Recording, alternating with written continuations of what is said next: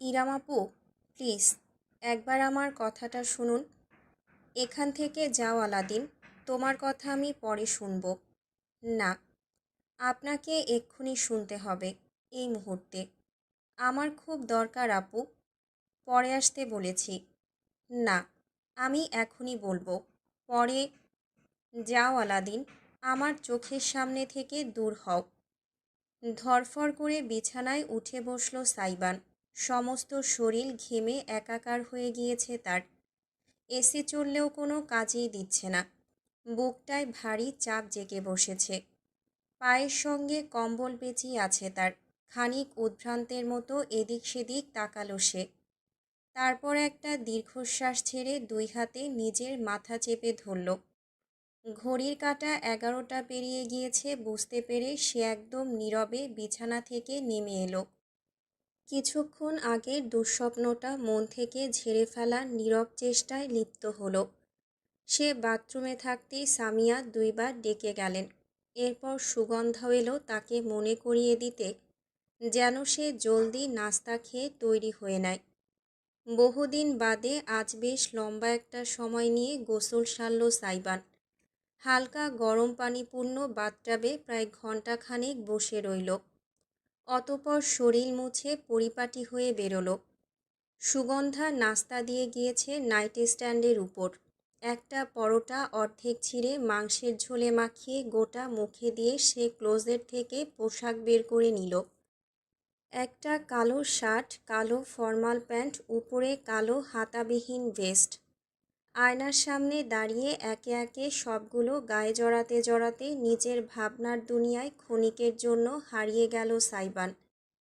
টেরও পেল না কখন আফনান, অনুরাগ আর নীরব তার রুমের ভেতরে চলে এসেছে। নীরবের হাতে একটা বিশাল বড় ফ্লাওয়ার বুকে। এতটাই ভারী যে বেচারা একা ধরে রাখতে পারছে না। আফনানের সাহায্য লাগছে। দুজনের পরনেই ডিজাইনার পাঞ্জাবি। একমাত্র অনুরাগ ফর্মাল স্যুট পরেছে। তিনজনই সাইবানকে তৈরি হতে দেখে খানিক অবাক হলো। তোর বিয়েতে তুই কালো পোশাক পরেছিস কেন? প্রশ্নটা করল আফনান। সাইবান আয়নার প্রতিফলনের কারণে পেছনে দাঁড়ানো বন্ধুদের দেখল। তারপর মুচকি হেসে টাই বাঁধতে বাঁধতে উত্তর দেয়, শোক দিবসে মানুষ কালোই পরে। খিলখিল করে হেসে উঠল সবাই, শুধু অনুরাগ বাদে। বান্দা হেঁটে গিয়ে সাইবানের মুখোমুখি দাঁড়িয়ে অগোছালো বাঁধতে থাকা টাইটা খুলে আবার নতুন করে বেঁধে দিতে দিতে বলল, এতই শোক যখন তখন নাচতে নাচতে বিয়ের পিঁড়িতে বসছিস কেন? ও মা, আমার শোক কে বলল? শোক তো আমার বউয়ের। আমি শুধু তার পক্ষ থেকে শোকটা পালন করছি। চোখ টিপ দিয়ে উত্তর করল সাইবান। এবার না হেসে পারল না অনুরাগ। ছেলেটা একটা আলাদাই চিজ। নীরব মুখ টিপে বলল, দেখিস ভাই, বউয়ের শোক মেটানোর ঠেলায় বুলডোজার চালাস না। বিছানার কাঠের উপর মায়া দয়া করিস।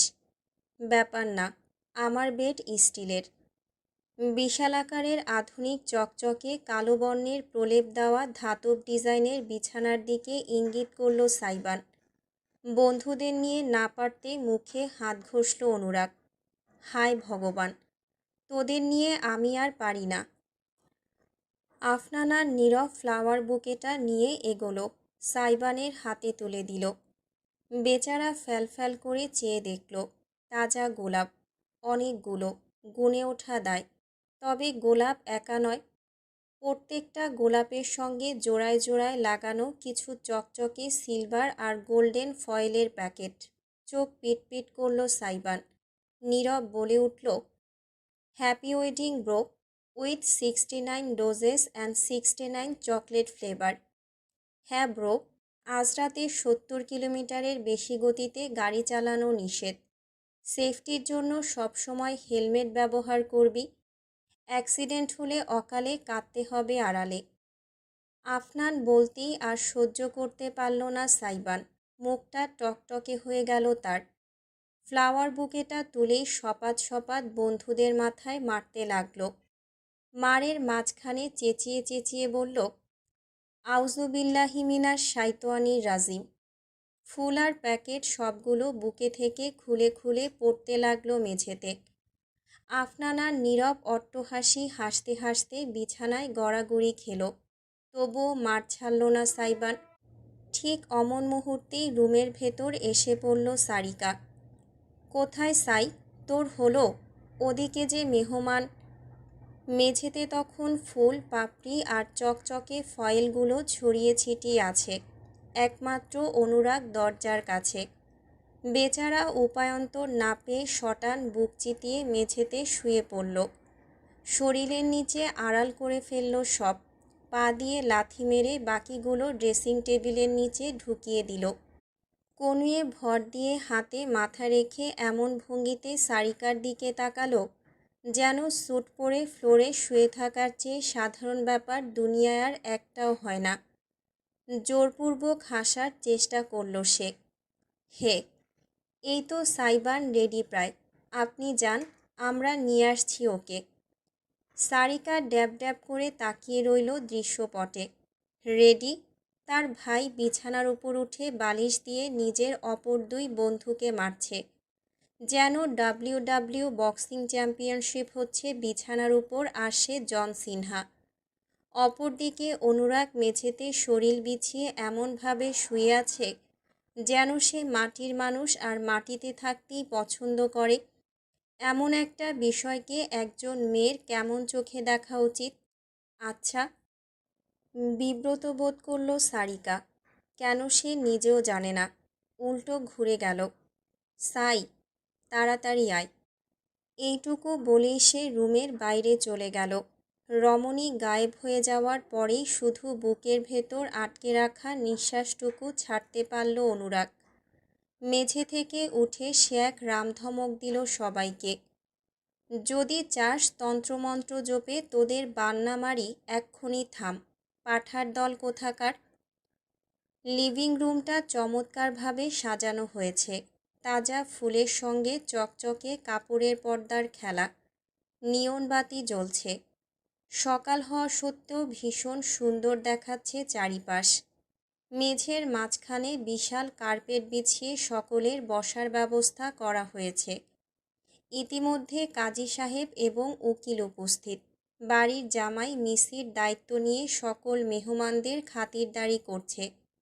নীলবর্ণের ডিজাইনার পাঞ্জাবি এবং কোট পরনে তার। সামিয়া অফ হোয়াইট বর্ণের শাড়ি পরেছেন। ছেলের বিয়ে উপলক্ষে হালকা সেজেছেন। গয়নাগাটিও পরেছেন। তদারকি করছেন তিনি সব কিছুর, যেন কোনো গাফিলতি না হয়। এমন সময়ে সিঁড়ি বেয়ে হাসাহাসি করতে করতে নেমে এলো সাইবানদের দল। সাইবান সকলের পিছনে। সামিয়া সিঁড়ির গোড়ায় দাঁড়িয়ে মুগ্ধ নয়নে ছেলেকে দেখলেন।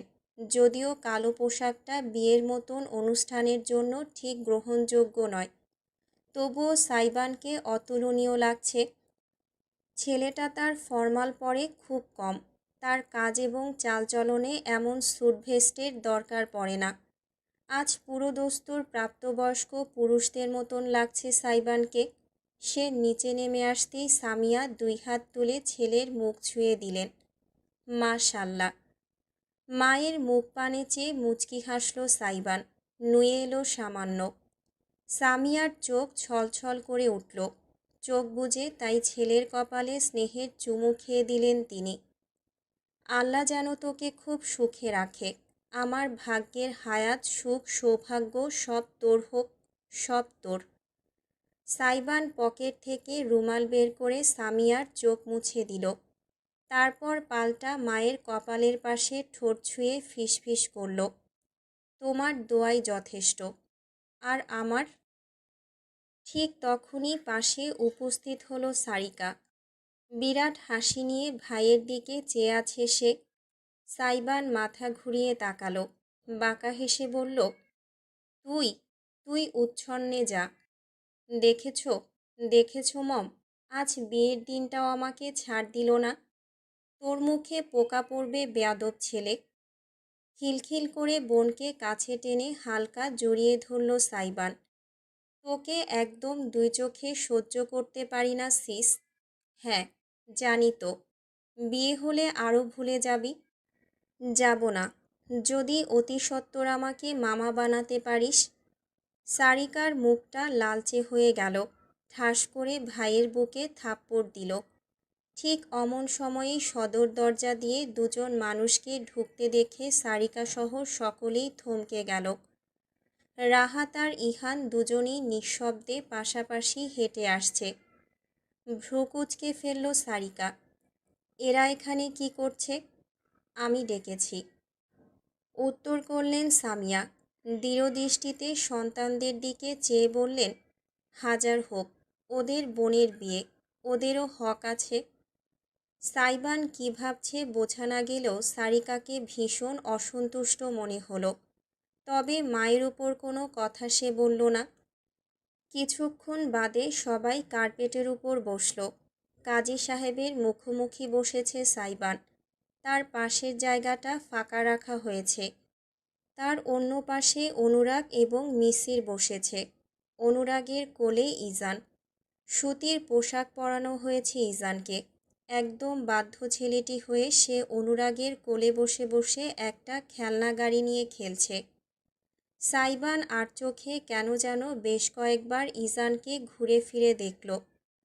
অচেনা মানুষদের ভিড়ে বাচ্চাটা ঠিকঠাক আছে কিনা সেটা নিয়ে তার মনে একটা খচখচে ভাব কেন তৈরি হয়েছে সে ঠিক বুঝতে পারল না।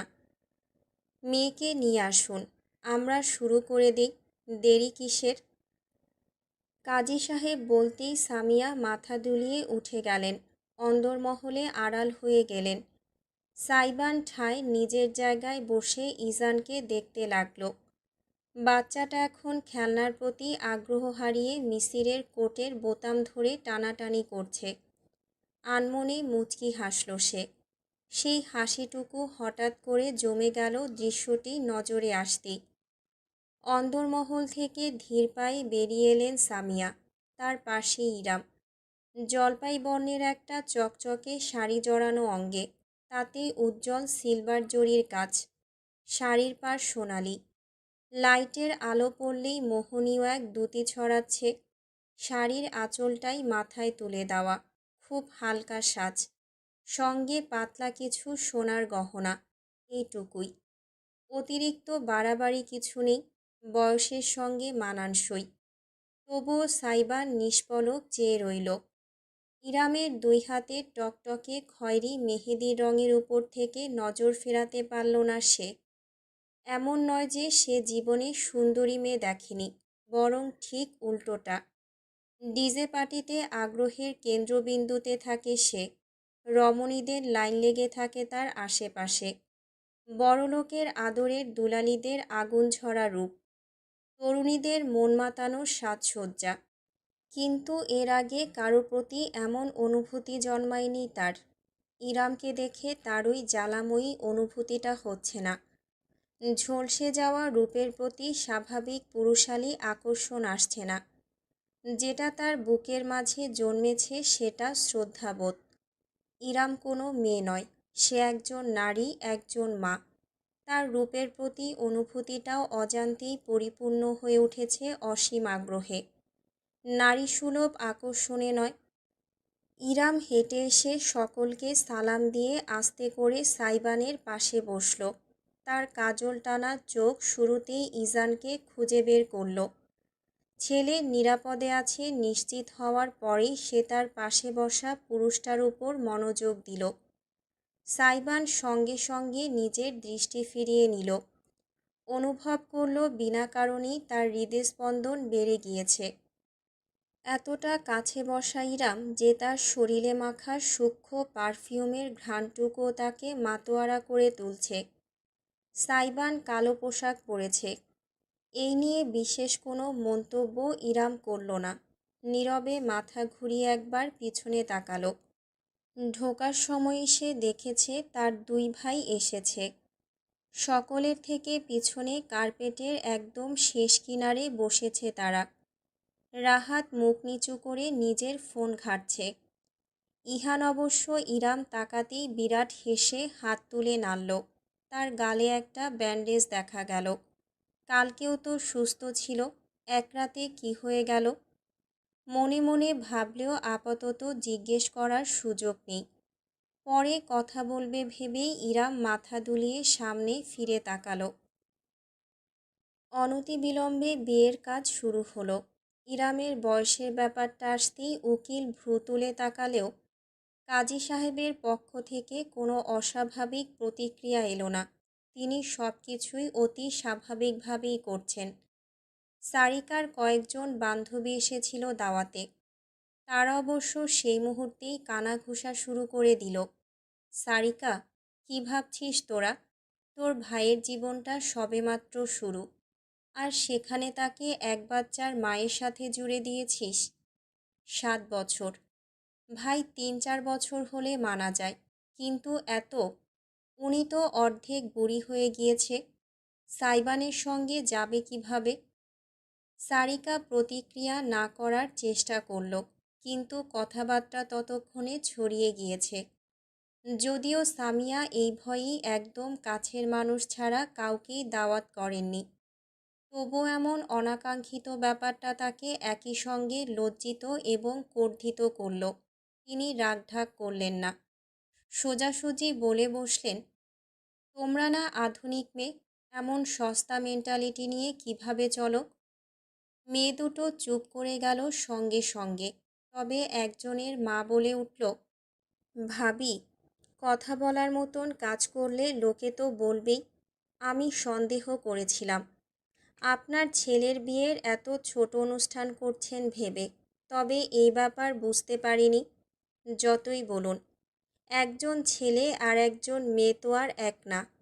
মেয়েরা খুব তাড়াতাড়ি ম্যাচিউর হয়ে যায়, সেখানে আপনার ছেলে এত বড় একজনের সঙ্গে কিভাবে সংসার করবে, সেটা মা হয়ে আপনার ভাবা উচিত ছিল। ভাবেননি বলেই অবাক হচ্ছি। এমনও মা হয় যেখানে ধর্ম একটা সম্পর্ককে জায়েজ ঘোষণা করেছে, সেখানে সমাজ হয়ে প্রশ্ন করার আপনি কে? হঠাৎ করে ভেসে এলো কাজী সাহেবের দীপ্ত কণ্ঠস্বর। মুহূর্তেই পিনপতন নীরবতা নেমে এলো চারপাশে। কাজী সাহেব কাগজপত্র রেখে মুখ তুলে তাকালেন। মুখ ভর্তি সাদা দাড়ি জ্বলজ্বলে চোখে পড়া চশমার ভেতর থেকে তিনি তাকালেন সামনে। আপনাদের শখ করে আগ্রহ নিয়ে একজন মা নিজের ছেলের বিয়ে সাক্ষী হতে দাওয়াত করেছেন। আপনাদের অতিথি হিসেবে মার্জিত আচরণ করা উচিত, সমালোচনা না। এবারেও কেউ কোনো কথা বলতে পারল না। কাজী সাহেব সরাসরি তাকালেন সাইবানের দিকে। আপনার স্ত্রী আপনার থেকে বয়সে বড়, আর তার একটি নাবালক শিশু রয়েছে। এই নিয়ে আপনার আপত্তি আছে? সাইবান তীক্ষ্ণ দৃষ্টিতে তাকালো, অতঃপর জবাব দিল, না। মুচকি হাসলেন কাজী সাহেব। বেশ, তবে আমরা নিকা কার্যক্রম জারি রাখি। উকিল এবং কাজী সাহেব মিলে সব কিছু ঠিকঠাক করার পর অবশেষে এলো সেই মাহেন্দ্রক্ষণ। মরহুম রইজুল কিবরিয়ার সুযোগ্য কন্যা ইরাম কিবরিয়া। আপনি কি 11,11,101 টাকা দেনমোহর ধার্যে একেএম আহাম্মদ উদ্দিনের সুযোগ্য পুত্র সাইবান আলাদিনকে নিজের স্বামী হিসেবে গ্রহণ করতে রাজি? রাজি থাকলে কবুল বলুন। একটা দীর্ঘ প্রশ্বাস টানল ইরাম।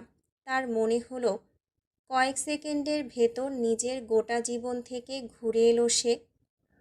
জন্ম বাবার চোখের মণি হয়ে বেড়ে ওঠা, বাবার চলে যাওয়া গোটা সংসারের দায়িত্ব কাঁধে ফেলা, দুই ভাইকে মায়ের মতন স্নেহ ভালোবাসা দিয়ে গড়ে তোলা, 30 পেরিয়ে বিয়ের বন্ধনে বসা, প্রাক্তনের সঙ্গে দেখা ভালোবাসার জীবনের স্বপ্ন খান খান হয়ে যাওয়া, ইজানের জন্মের ভেতর দিয়ে জীবনে পরিপূর্ণতা আসা, এবং আজ সব জল্পনা কল্পনার অবসান।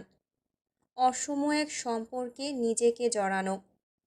আজকে বিয়ের দিন, তবুও সমাজের চুলচেরা বিশ্লেষণ থেকে সে ছাড় পায়নি, ভবিষ্যতেও পাবে না। এই সমাজ তাকে মায়া দেখাবে না। ছলছলে চোখে সে তাকালো অদূরে অনুরাগের কোলে বসে থাকা ইজানের দিকে। যে জননীর চোখের ভাষা বুঝতে পেরে ওই মুহূর্তেই ইজান শব্দ করে উঠল, আই। হেসে ফেলল ইরাম। দ্রুত চোখ মুছে নিয়ে ছেলের দিকে তাকিয়ে গভীর গলায় বলল, কবুল। তোমার জন্য এই মায়ের সব কিছু কবুল। সকলে একযোগে আলহামদুলিল্লাহ বলে সাধুবাদ জানালো। এরপরই কাজী সাহেব ফিরলেন সাইবানের দিকে। KM আহমেদ উদ্দিনের সুযোগ্য পুত্র সাইবান আলাদিন। আপনি কি 11,11,101 টাকা দেনমোহর ধার্যে মরহুম রইজুল কিবরিয়ার সুযোগ্য কন্যা ইরাম কিবরিয়াকে নিজের স্ত্রী হিসেবে গ্রহণ করতে রাজি? রাজি থাকলে কবুল বলুন। সাইবান এক নজর তাকালো নিজের পরিবারের দিকে। সামিয়া ঝাপসা চোখে তাকিয়ে আছেন। ছেলের জীবনের গুরুত্বপূর্ণ এই মুহূর্তটায় চোখের পানি ধরে রাখতে পারছেন না। অপরদিকে সারিকা একটা বৃদ্ধাঙ্গুল তুলে তাকে থামস আপ দেখালো। দুলাভাই মিসির মাথা নেড়ে তাকে উৎসাহ দিল। বন্ধুরাও অধীর আগ্রহে হাসি মুখে তাকিয়ে আছে। চোখ বুজল সাইবান। একটা মাত্র শব্দ তার গোটা জীবনকে বদলে দেবে, এমনভাবে বদলাবে যে সে হয়তো আর কখনোই ফিরে আসতে পারবে না। এই শুরু, এই শেষ। অবশেষে চোখ খুলল সে। অতিরিক্ত চিন্তায় কিংবা ভয়ে নাকি সাইবান বলতে পারবে না। তার মুখ থেকে বের হলো কবর। বাজ পড়লেও বুঝি মানুষ এত অবাক হয় না, যতটাই সাইবানের কথা শুনে হলো। জিভ কামড়ে ধরল বেচারা। কি বলে ফেলেছে সে উত্তেজনার ঠেলায়? পাশে বসা ইরাম খানিকটা ব্যথিত দৃষ্টিতে চেয়ে আছে। তবে কি সাইবান তাকে গ্রহণ করতে পারছে না? সেটাই তো হওয়ার ছিল। সত্যিই তো। কিভাবে অন্য কিছু আশা করা যায়? মুখ নত করে কোলের দিকে চেয়ে থাকলো ইরাম। বুকে বুঝি ভারী পাথর চেপে বসেছে তার। ঠিক এমন সময়ই একটা পুরুষালী শক্তিশালী হাত তার মেহেদিরাঙা হাতের উপর চেপে বসল। দৃষ্টি প্রসারিত হয়ে গেল ইরামের। তার কানে সুগভীর কণ্ঠের জবাবটি ভেসে এলো বাঁধভাঙা জোয়ারের মতন। কবর অবধি কবুল, কবুল, কবুল, কবুল। চারিদিকে আরেক দফায় উল্লাসধ্বনি ছড়িয়ে পড়ল, অথচ ইরাম কিছুই টের পেল না। একদৃষ্টে চেয়ে রইল সে নিজের হাতের উপর রাখা শিরা উপশিরাপূর্ণ লম্বাটে আঙুলযুক্ত হাতটার দিকে।